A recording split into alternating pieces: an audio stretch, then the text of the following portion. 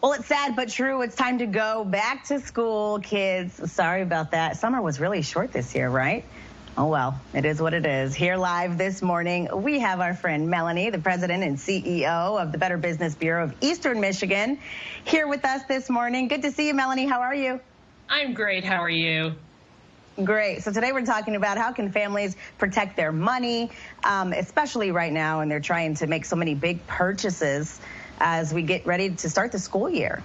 Yeah, absolutely. And the thing is that scammers really took off in 2020 when we were all shopping online. And guess what? They're still out there. So when we're doing this kind of online shopping or back to school shopping, we want to make sure that we're putting our money in the right place. So where do you start?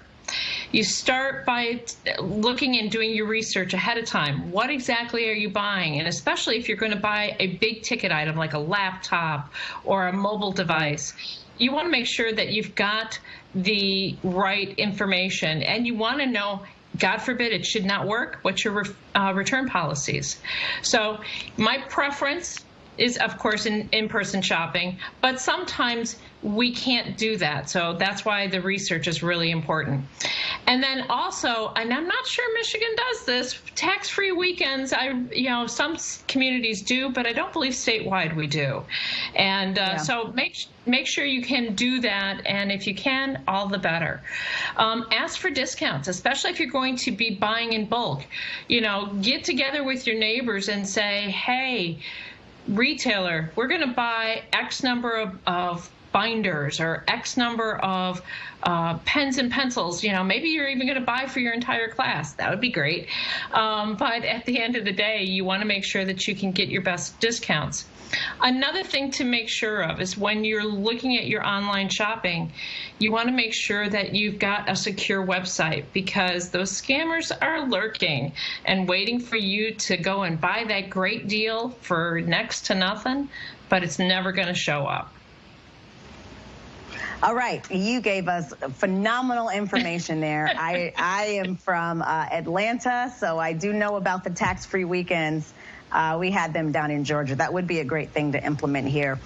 You mentioned maybe if you have a big group of people who are going to purchase uniforms or something, that you can all go together. How do you recommend? Because that is something that I think is a great tip, but people might feel uncomfortable, like they're, putting themselves in an awkward position to just simply ask for a discount. How do you recommend people go about doing that? Well, I'm going to show my age, but back in my PTA days, when we wanted to go to a retailer and say, hey, we really want to do this great thing, can you give us a discount? There's generally one mom in that group that is without problem able to ask that question. So if you're the one that's kind of like, I don't want to ask, find that real great partner, that wonderful mom that can come alongside with you. And if you go in as a group, I think that's very effective to the retailer to say, hey, this is important to us. We really want to shop local. That's another key to try to move it forward. But you want to make sure that you have the right case and the right purpose. If you're just saying, I want something for free, nobody's going to do it.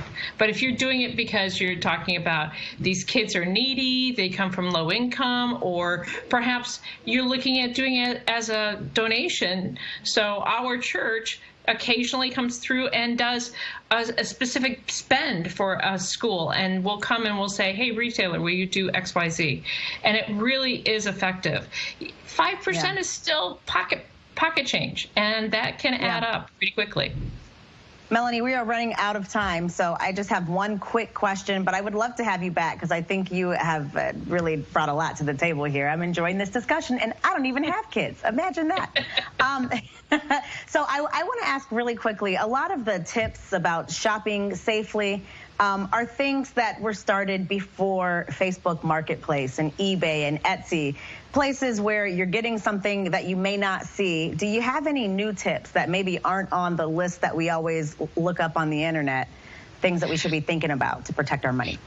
New is not a whole bunch of new, to be quite honest with you, because they're pretty consistent on their the way that they're trying to perpetrate the crime. Type in the URL on your own, don't fall for links, all that kind of fun stuff.